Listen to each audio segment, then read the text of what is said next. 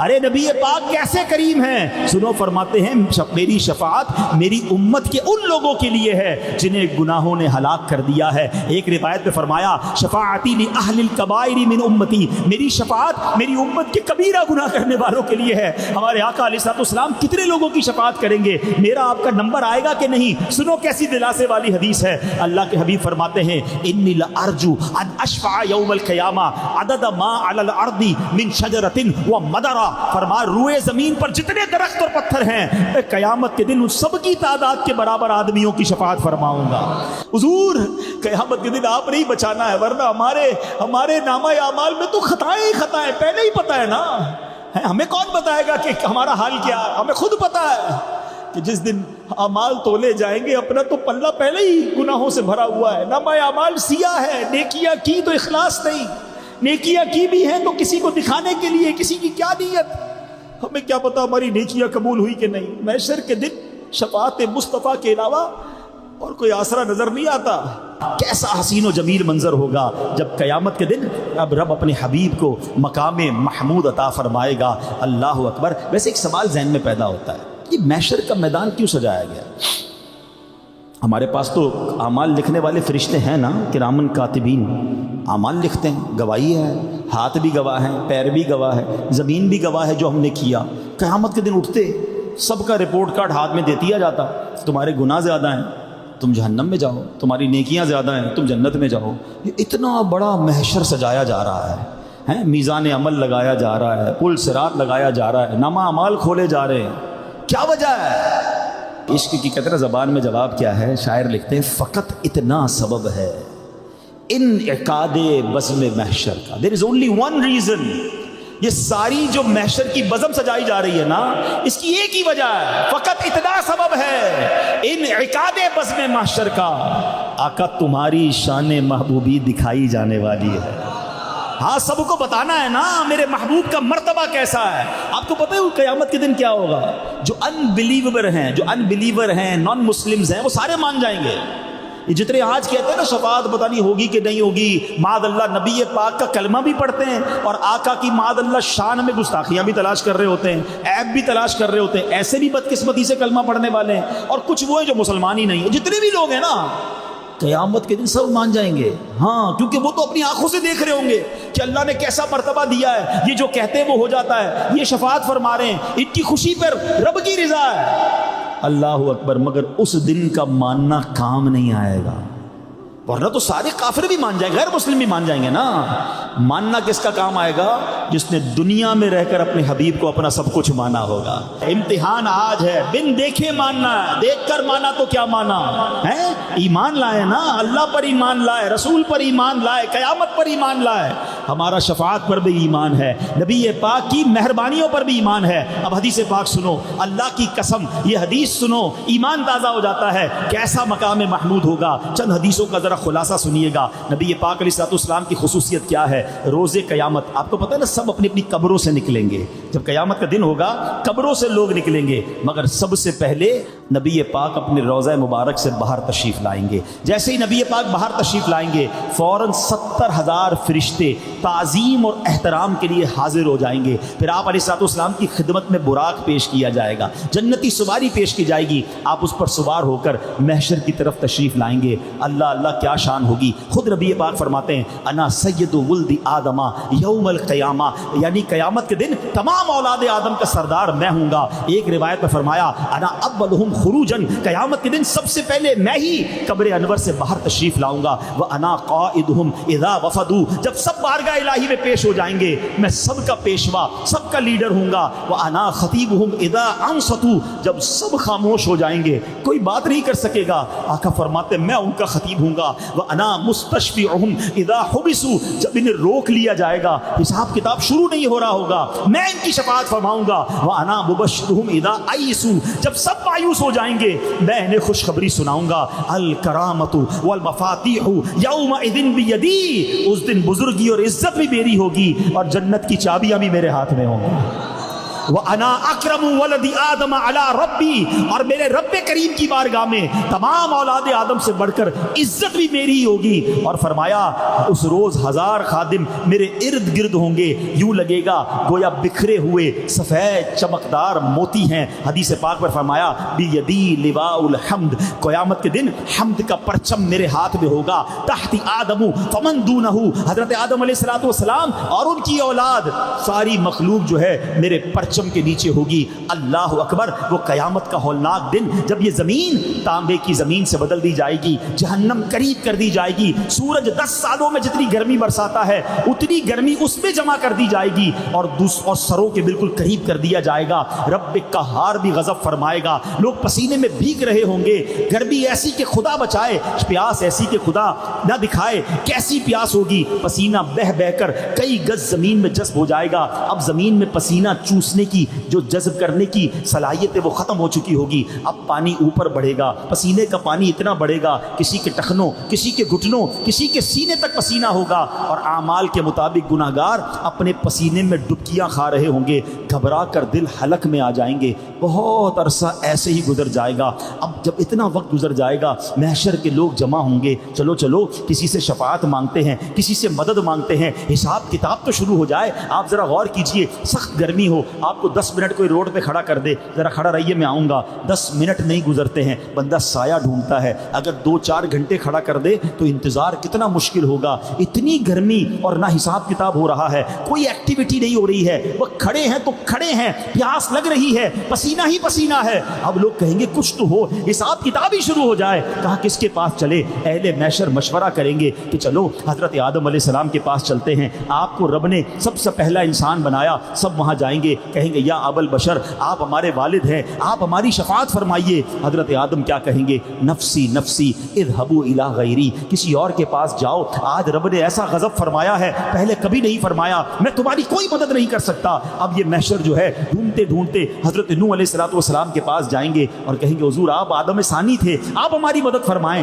کہیں گے اذهبوا الی غیری، نفسی نفسی، کسی اور کے پاس جاؤ، میں آج تمہاری شفاعت نہیں کر سکتا۔ حضرت ابراہیم خلیل اللہ کے پاس جائیں گے، وہاں سے بھی یہی جواب ملے گا۔ حضرت موسیٰ کے پاس جائیں گے، وہاں سے بھی یہی جواب ملے گا۔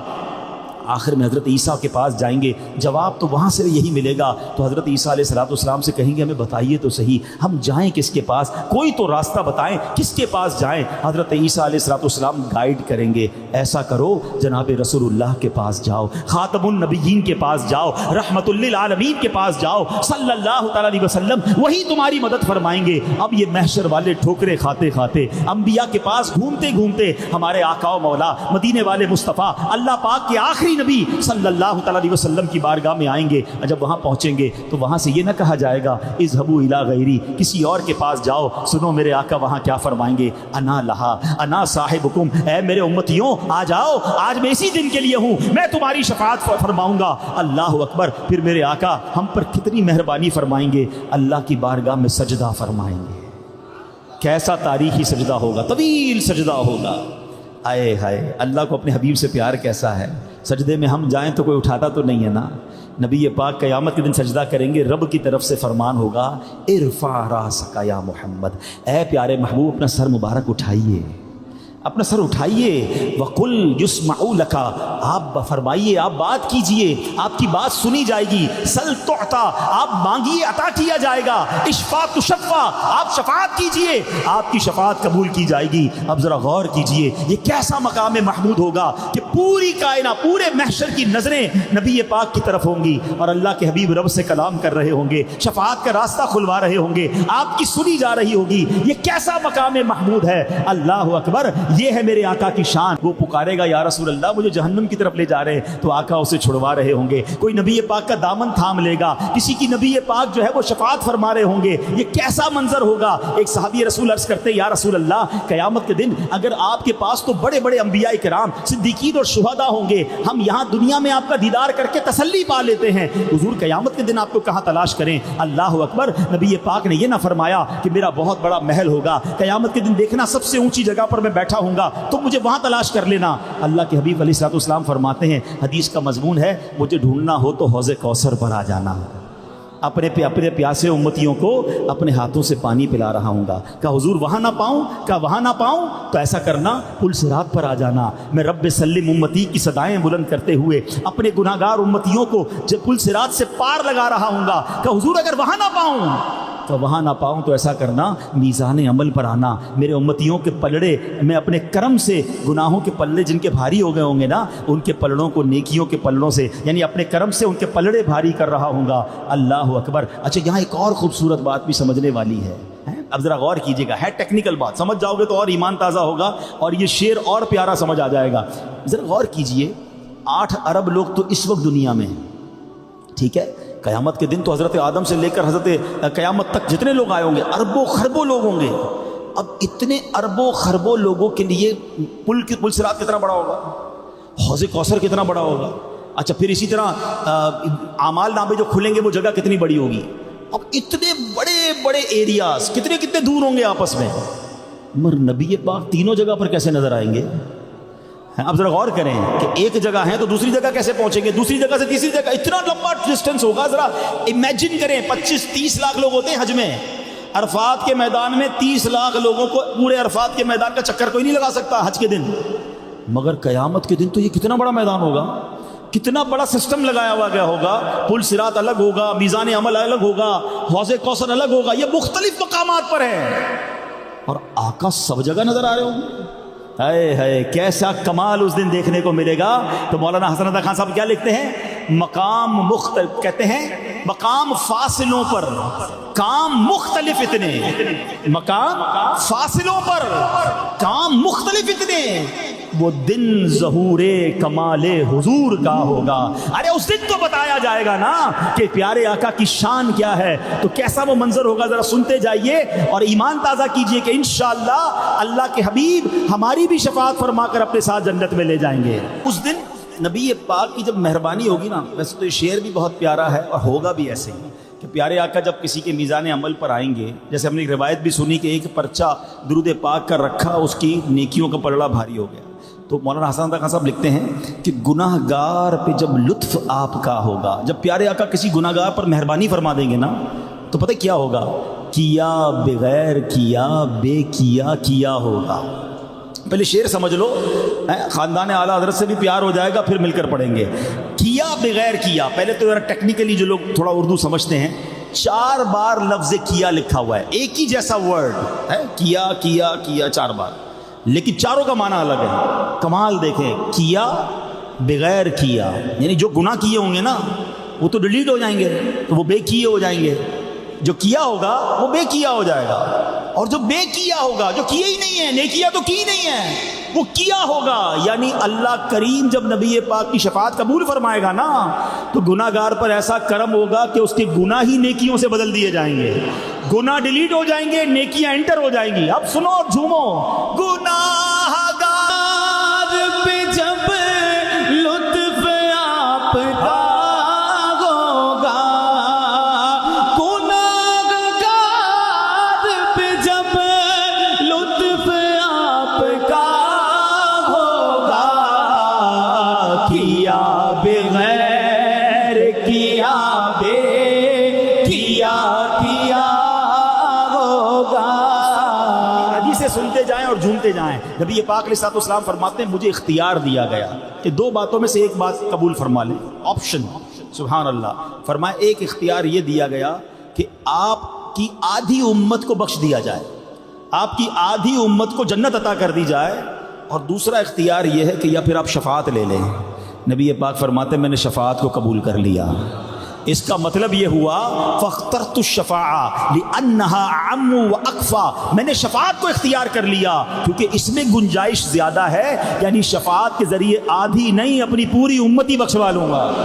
फिर कहते हैं नबी पाक अलैहिस्सलाम फरमाते हैं शफ़ाअती लिल हालिकीना मिन उम्मती, ऐसा नहीं नबी पाक सिर्फ नेकूकारों की शफ़ाअत फरमाएंगे। मेरे रज़ा कहते हैं ना, क्या ही ज़ौक़ अफ़ज़ा शफ़ाअत है तुम्हारी वाह वाह, कर्ज लेती है गुनाह परहेज़गारी वाह वाह। अरे नबी पाक कैसे करीम हैं, सुनो फरमाते हैं मेरी शफ़ाअत मेरी उम्मत के उन लोगों के लिए है जिन्हें गुनाहों ने हलाक कर दिया है। एक रिवायत में फरमाया शफ़ाअती लि अहलिल कबाइरि मिन उम्मती, मेरी शफ़ाअत میری امت کے کبیرہ گناہ کرنے والوں کے لیے ہے۔ ہمارے آقا علیہ الصلوۃ والسلام کتنے لوگوں کی شفاعت کریں گے؟ میرا آپ کا نمبر آئے گا کہ نہیں؟ سنو کیسی دلاسے والی حدیث ہے۔ اللہ کے حبیب فرماتے ہیں انی لارجو ان اشفع یوم القیامہ عدد ما علی الارض من شجرۃ و مدرہ، فرمایا روئے زمین پر جتنے درخت اور پتھر ہیں میں قیامت کے دن ان سب کی تعداد کے برابر آدمیوں کی شفاعت فرماؤں گا کہ جو آقا فرمائیں گے وہ ہو رہا ہوگا، جس کی شفاعت فرمائیں گے اس کے لیے جنت کا آرڈر ہوگا۔ کیسی شان محبوبی دکھائی جائے گی، یہ پاک کی کیسے مانی جا رہی ہوگی۔ اعلیٰ حضرت کہتے ہیں نا، سنتے ہیں کہ محشر میں صرف ان کی رسائی ہے، there is nobody else۔ سنتے ہیں کہ محشر میں صرف ان کی رسائی ہے، گھر ان کی رسائی ہے، لو جب تو بنائی ہے۔ آقا علیہ الصلوۃ والسلام فرماتے ہیں سنو کتنا ہم سے پیار کرتے ہیں، فرماتے قیامت کے دن انبیاء کے لیے سونے کے ممبر لگائے جائیں گے، سب نبی اپنے ممبر پر تشریف فرما ہوں گے، میں اپنے ممبر پر نہیں بیٹھوں گا، میرا ممبر خالی ہوگا، مجھے خوف ہوگا کہ کہیں ایسا نہ ہو مجھے جنت میں بھیج دیا جائے اور میری امت تنہا رہ جائے۔ ذرا غور کیجئے اس پہ پیار کیسا ہے۔ میں اور آپ ترس رہے ہوں گے، لرز رہے ہوں گے، امیدوار ہوں گے کہ ہمیں جنت میں بھیج دیا جائے۔ آقا فرماتے مجھے یہ خوف ہوگا کہ کہیں مجھے جنت میں نہ بھیج دیا جائے، پیچھے امت نہ رہ جائے۔ آقا فرماتے میں عرض کروں گا اللہ کی بارگاہ میں، یا ربی امتی، یا ربی امتی، اے رب رحمان میری امت، میری امت۔ ارشاد ہوگا اے محمد علیہ الصلوۃ والسلام آپ کی کیا مرضی ہے؟ میں عرض کروں گا مالک کریم ان کا حساب جلد فرما دے، پس میں شفاعت کرتا رہوں گا یہاں تک کہ جو جہنم میں پہنچ جائیں گے ان کی بھی رہائی کی چھٹیاں مل جائیں گی، میں انہیں جہنم سے نکال لاؤں گا۔ فرماتے ہیں یہاں تک کہ جہنم پر جو مقرر فرشتے ہیں نا، حضرت مالک علیہ الصلوۃ والسلام عرض کریں گے اے محبوب آپ نے اپنی امت میں نام کو بھی رب کا غضب نہیں رہنے دیا، یعنی آپ نے سب کو ہی جہنم سے نکال لیا ہے۔ اپنے آقا کو راضی کیجئے، نبی پاک کی رضا والی زندگی گزاریے، محشر کے دن انہوں نے ہی کام آنا ہے۔ اعلیٰ حضرت لکھتے ہیں نا، کیا خوبصورت التجا کرتے ہیں کہ کھلے ہیں بدکاریوں کے دفتر ہیں۔ کیا کہتے ہیں وہ شعر کیا ہے کہ وہ کہتے ہیں حضور خدائے غفقہار ہے غضب پر، کھلے ہیں بدکاریوں کے دفتر، بچا لو آ کر میرے پیغمبر تمہارا بندہ عذاب میں ہے۔ حضور قیامت کے دن آپ نے ہی بچانا ہے، ورنہ ہمارے نامہ اعمال میں تو خطائیں ہی خطائیں پہلے ہی پتہ ہے نا۔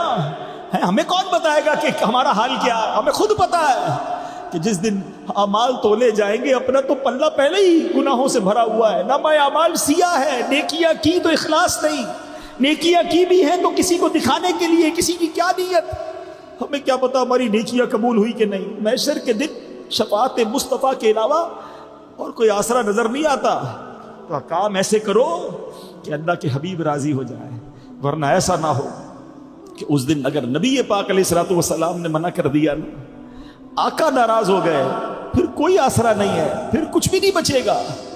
ہمیں بڑی امید ہے سرکار دو عالم علیہ الصلوۃ والسلام سے، وہ کہتے ہیں نا بروز حشر میرے اس یقین کی لاج رکھ لینا یا رسول اللہ۔ بروز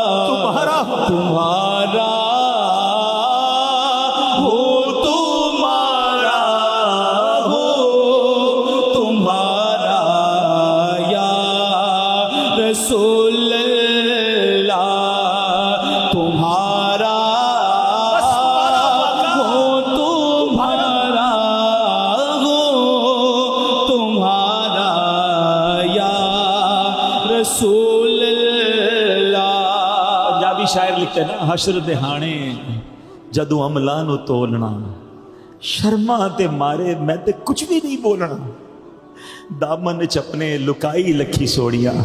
حضور اس دن جب اعمال نامے کھلیں گے ہمارے پاس تو بولنے کے لیے بھی کچھ نہیں ہوگا، آپ نے ہی کچھ کرنا ہے، آپ نے ہی کرم فرمانا ہے، اور اسی امید پہ ہم اپنی زندگی گزار رہے ہیں کہ کچھ بھی ہے گناہگار ہیں، مانتے ہیں گناہگار ہیں، سیاہ کار ہیں، کچھ بھی نہیں ہے، مگر ایک امید ہے کہ دامن مصطفیٰ ہاتھوں میں ہے۔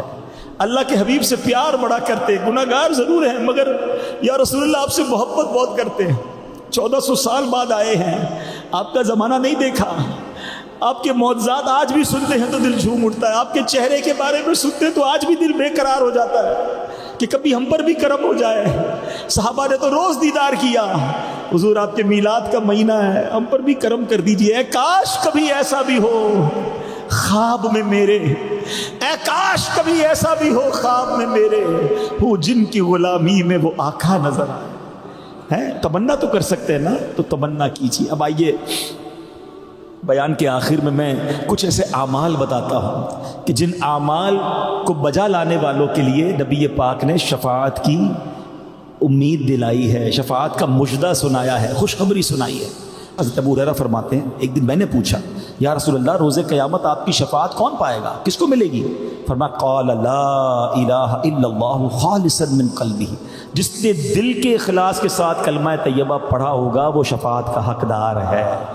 اور محبت سے ایک بار پڑھ لو، لا الہ الا اللہ محمد الرسول اللہ صلی اللہ تعالیٰ علیہ وسلم۔ ہم مسلمان ہیں، اللہ کا بہت شکر ہے، کلمہ بھی پڑھا ہے، مگر دعا یہ ہے کہ مرتے وقت تک مسلمان رہیں۔ ہاں یہ سمجھنا ہوگا کہ ہمیں ولا تموتن الا وانتم مسلمون، قرآن کہتا ہے مرنا نہیں مگر مسلمان، ایمان سلامت لے کر جانا ہے، تو اس کے لیے حفاظت کا انتظام کریں، اچھے ماحول میں رہیں، برے ماحول میں نہ جائیں جہاں ایمان کے ڈاکو گھوم رہے ہیں، فلمی گانوں کے چکر میں، کامیڈی شو کے چکر میں، کفریہ کلمات دوستے آج کل لوگ کہہ رہے ہو تو پتہ بھی نہیں چلتا۔ عاشق رسول کی صحبت میں رہیے، عاشقان رسول کی صحبت میں رہیے، اچھے ماحول میں رہیے تاکہ ایمان سلامت رہے۔ اور سبحان اللہ، ایمان کی بنیاد کیا ہے؟ سبحان اللہ، ایمان کس کو کہتے ہیں؟ ایمان کی اصل دل کی تصدیق کرنا، ایمان دل کا معاملہ ہے، ٹھیک ہے؟ اللہ پاک پر ایمان، رسول پاک علیہ الصلوۃ والسلام پر ایمان، نبیوں پر ایمان، کتابوں پر ایمان، یہ سب جو ایمان کی بنیادیں ہیں ان سب پر ہمارا یقین عشق کی حد تک ہونا چاہیے۔ اپنے ایمان کی بنیاد عقل پر نہ رکھیں، یہ بات یاد رکھیے گا ورنہ بھٹک جانے کا اندیشہ ہے۔ شیخ سلطان باہو رحمۃ اللہ تعالی فرماتے ہیں نا، ایمان سلامت ہر کوئی منگے، ایمان سلامت ہر کوئی منگے، عشق سلامت کوئی ہو۔ عشق تو کوئی سلامت مانگتا ہے، ارے عشق سلامت، اگر ایمان عشق پر بنیاد رکھ دی نا تو پھر ایمان کہیں نہیں جاتا ہے۔ وہ کہتے ہیں نا، عقل کو تنقید سے فرصت نہیں، عشق پر اعمال کی بنیاد رکھ۔ امام فخر الدین رازی بہت بڑے امام، بہت بڑے ماہر عالم دین تھے، آخری وقت آیا شیطان آ گیا۔ شیطان یاد رکھیے گا مرتے وقت بھی ایمان چھیننے بڑے بڑے لوگوں کے پاس جاتا ہے، ہم تو ویسے ہی گناہ گار ہیں۔ امام رازی کو شیطان کہتا ہے اللہ ایک ہے، کوئی دلیل دیجیے۔ امام رازی نے دلیل پیش کی، شیطان تو بڑا خبیث تھا، اس نے وہ دلیل اپنے غلط خیال میں توڑ دی۔ امام رازی نے دوسری دلیل دی، اس نے اس کا بھی رد کیا۔ امام رازی نے تیسری دلیل تھی، یہاں تک کہ آپ نے 360 دلیلیں دی۔ علم کا مقابلہ ہو رہا ہے نا، شیطان بھی تو اپنے زمانے کا بڑا، اس نے علم حاصل کیا تھا، وہ دلیلیں رد کرتا گیا۔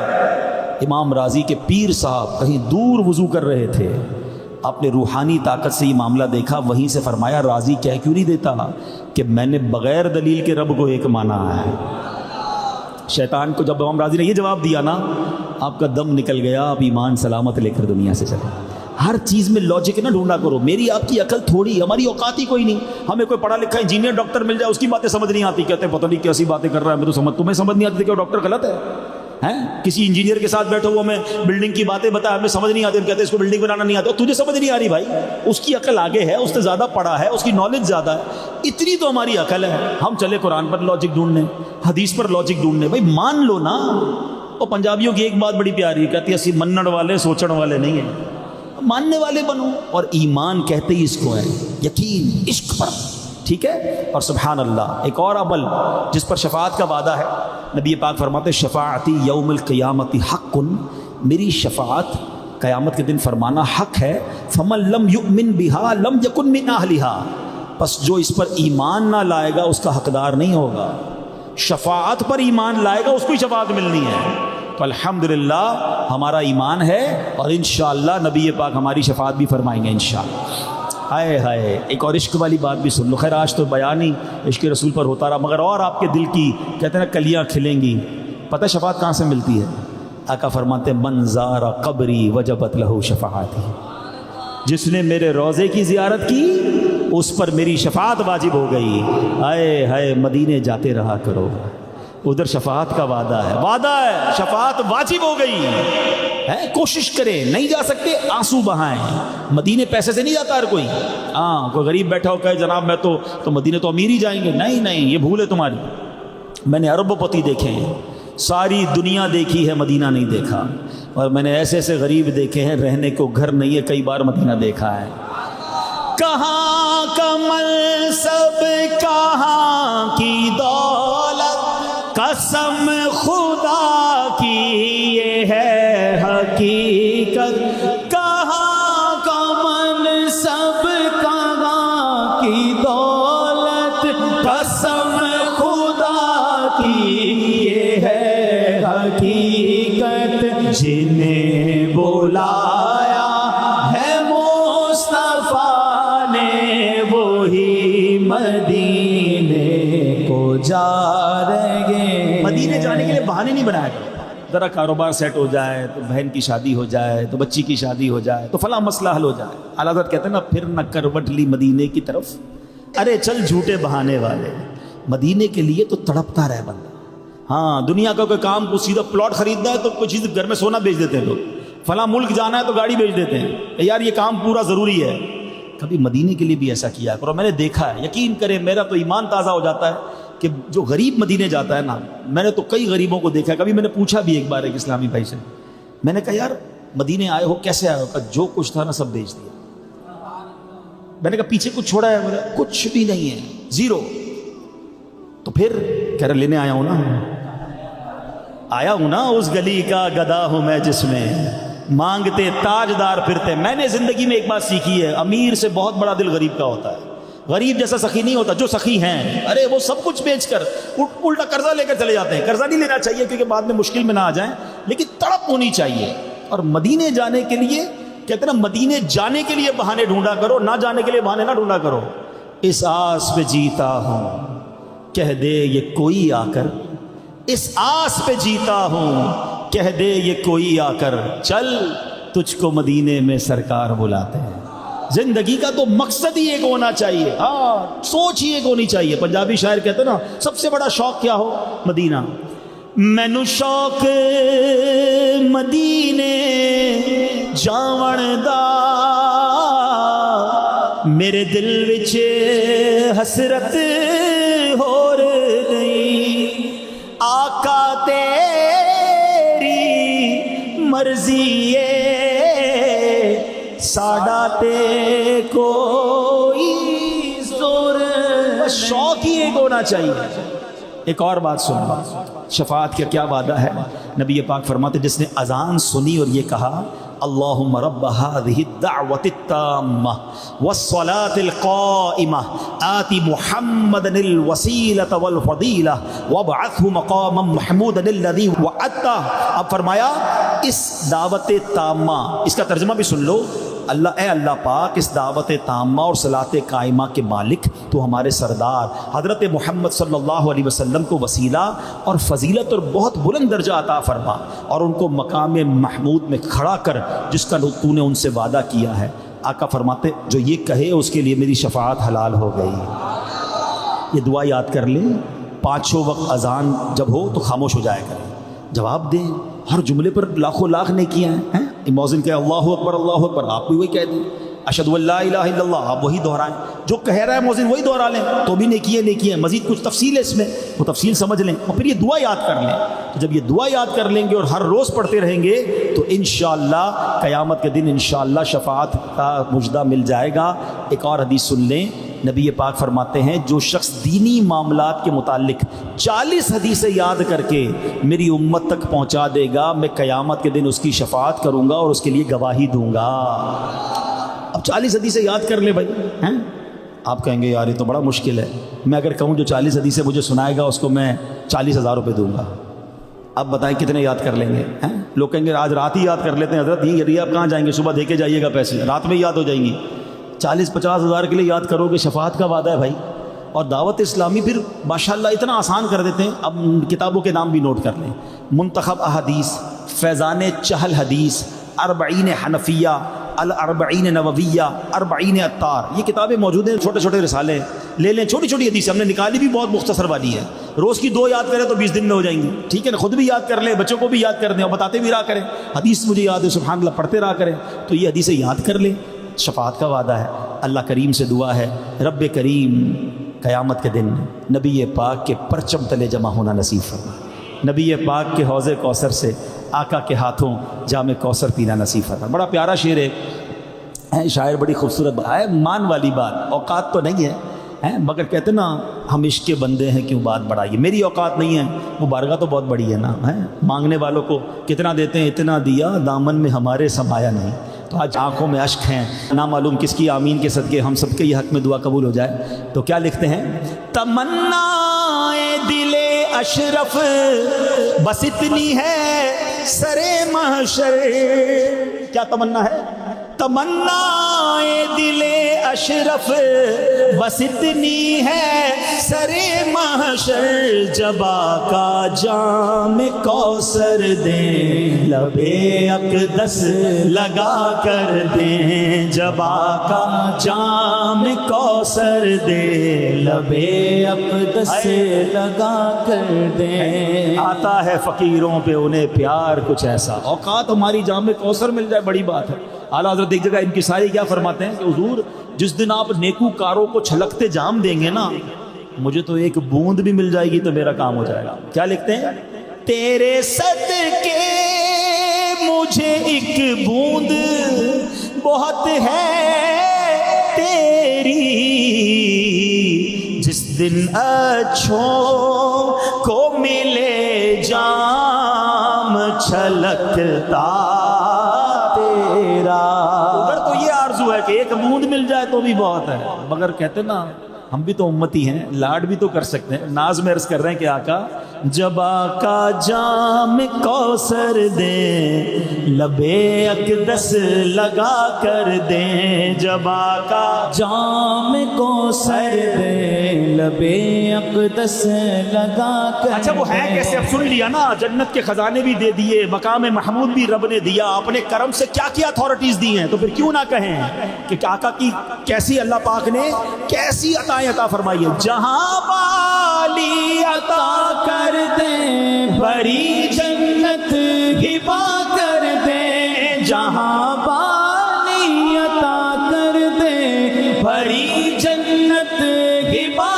کر دیں، نبی مختار کل ہے جس کو جو چاہے عطا کر۔ اب حدیثوں سے قرآن کی آیتوں سے سمجھ لیا نا، نبی مختار کل ہے جس کو جو چاہے عطا کر دے، جہاں میں ان کی چلتی ہے وہ دم میں کیا سے کیا کر دے، جہاں میں ان کی چلتی ہے وہ دم میں کیا سے کیا کر دے، زمین کو آسماں کر دے سریا کو سرا کر دے، زمین کو آسماں کر دے سریا کو سرا کر دے۔ بیان کا وقت ختم ہو گیا ہے، ورنہ کہتے ہیں جی نہیں بھرا ہے، ایسی پیاری باتیں، اللہ کے حبیب کی باتیں، امید دلانے والی باتیں، شافع روز محشر کی باتیں، کہاں سے دی بھرے گا، زندگیاں ختم ہوئیں اور قلم ٹوٹ گئے، آقا تیرے اوصاف کا ایک باب بھی پورا نہ ہوا، دلدار بڑے آئے محبوب بڑے دیکھے، پر جو بھی دیکھے سبھی ان کے قدموں میں پڑے دیکھے، ارباب نظر کو کوئی ایسا نہ ملے گا، بندے تو بہت مل جائیں گے پر آقا نہ ملے گا، تاریخ اگر ڈھونڈے گی ثانی محبت، ثانی تو بڑی چیز ہے سایہ نہ ملے گا۔ اللہ نبی پاک کی سچی محبت عطا فرمائے، اللہ پاک عمل کرنے کی توفیق عطا فرمائے۔ صلو علی الحبیب۔